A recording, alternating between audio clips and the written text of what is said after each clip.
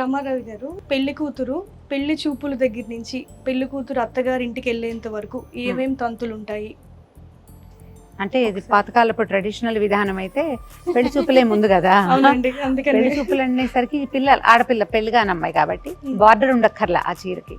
కానీ వివాహం తంతు అయిన తర్వాత అంచులేని చీరలు కట్టుకోకూడదు అంటారు. ఓకే, మనం దేవుడికి పెట్టేటప్పుడు అంచులేని చీర పెట్టకూడదు, ఓకే, అంచులేని చీరలు కట్టుకోకూడదు కూడా. పీటల మీద కూర్చున్నా, ఓకే, ఎవరికైనా పెద్దవాళ్ళకి దండం పెట్టినా, గురు సమ్ముఖానికి వెళ్ళినా, గురువు గారిని కలవడానికి వెళ్తాం, ఓకే. అప్పుడు కూడా అంచులు లేని బట్ట కట్టుకోకూడదు. అంచులు లేని బట్ట కట్టుకుంటే అశుభం.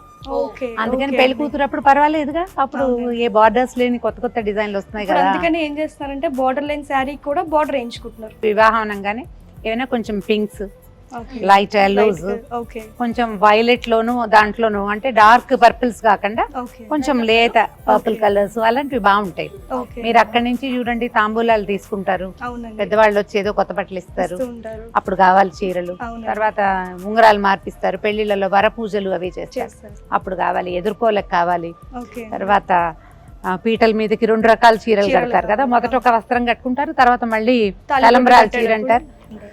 అయితే ఇప్పుడు ట్రెండ్ ఎలా వచ్చింది, మనకి పట్టే కట్టుకుంటున్నారు, దాని మీద పసుపడిన పర్వాలా, తలంబ్రాల పడిన మధుపర్కాల్లో పర్వాలా, కూడా పట్టు ఉన్నాయి. పట్టు వచ్చినాయి. వచ్చాయి.